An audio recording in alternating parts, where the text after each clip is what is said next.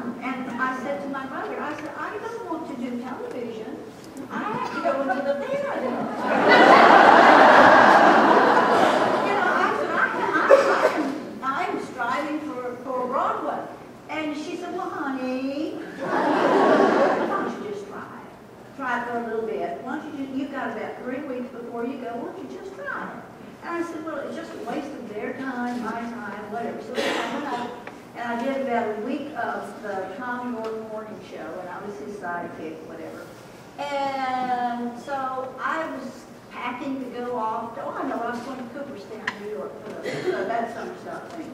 And I was packing, ready to go, and I went down to Loveland's, and I was buying some things, and all of a sudden, this woman I've never seen before, and 2 or 3 other people, they came up and they said, excuse me, are you Fannie Flagg, that girl on television? I said, well, yes, I am. And I said, well, I am indeed. They said, oh. And they said, well, could we have your autograph? I said, oh, well, yes, indeed. And I said, well, now, Mother.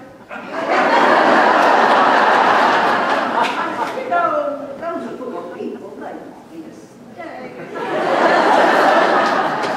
So I decided I'd give it a try, and I did live television. And some of you, I look around, I know you saw those shows, and they asked me to do weather. Well, you know, that's part of the job. You do the weather girl, too. So I had no idea how to do weather, nor did I care. So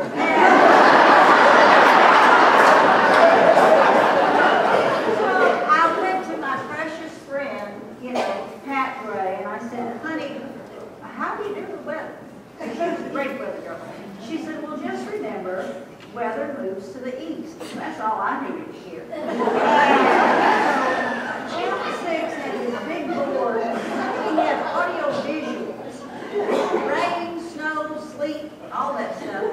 And Pat Gray would do the news, you know, with the weather at 5:30 at night. And then she'd leave it up there. So I'd come up in the morning and I'd just go.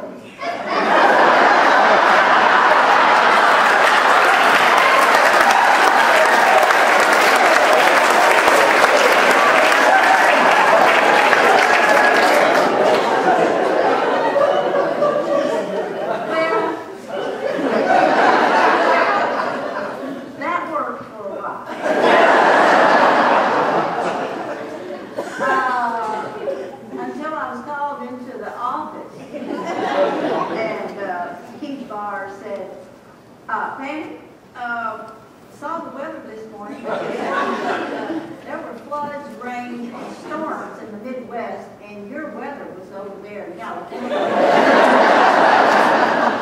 I got fired off the weather, too. Anyhow. So from the experience, really, that I had at this wonderful theater, and the experience that I had doing live television that sprang forth from this theater. And as I always tell my good friends, I say, listen, I survived live TV and James Hatcher, nothing scares me.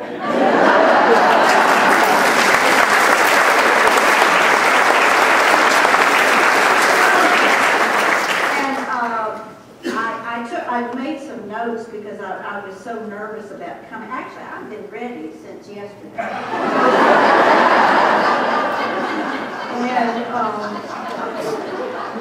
so you can imagine how happy I am to be here and how much it means to me to be here. And I can't thank you enough for coming to this theater tonight. And it's really going to help us a lot.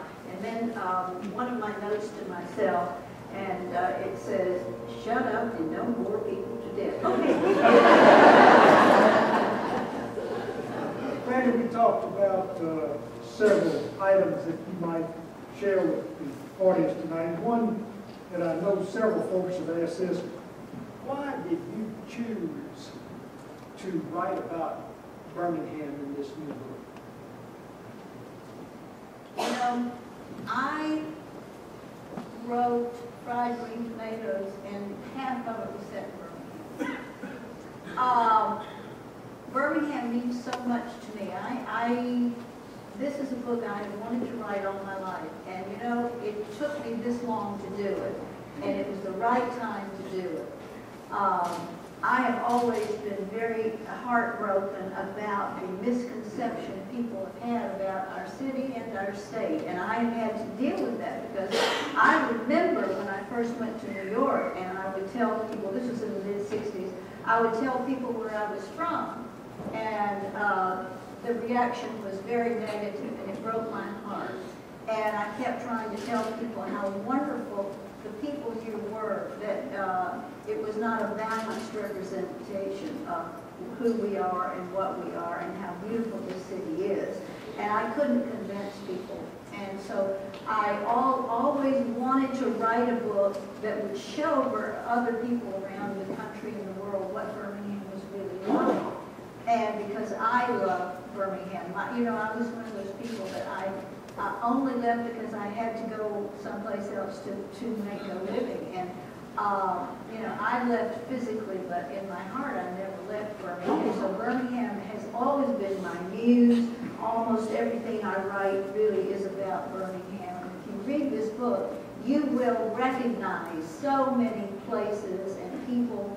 And I'm so glad that we are finally getting the press that we need, and we're coming back, because I remember in the early 70s when we were very afraid that the city was not going to survive, and all the businesses were going to Atlanta, and we were so worried about that. Do you remember that, Jay? And it was so wonderful that Birmingham has come back, and it's just so beautiful, and I'm just so proud of it, and I want to share that with everybody. And I remember when I first was in New York or whatever, and I would tell people where I was from, and I always made it a point to tell people where I was from. Whether I was on television, I always said where I was from, because I was always proud of where I was from. And some people back then, you know, would say ugly things, and then it would hurt me, and I try to convince them, and you can't convince people. And then, you know, now that the world has changed and everything, people now, I'll still meet some people, and I'm sure some of you have too. They'll say, I'll say where I'm from, and they'll say, oh, I wouldn't live there if they paid me. And I said, oh, well, yes, and I appreciate that.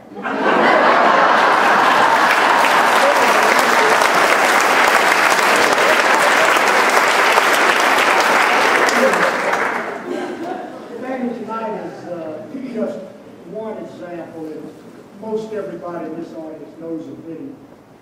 Why do you continue to support theater arts in Birmingham? That's a wonderful question, because it changed my life, and I know how important the arts are to children, particularly children that might not fit in anywhere else, because I found a home here. And if you can get a young person involved in theater, you can change their lives, and that's why I think it's so important. I know that we need scientists and mathematicians and all of that, but there is still a desperate need for the arts, the humanities, and of course my heart is always in this theater, and that's why I support this theater. Sort of what we expected.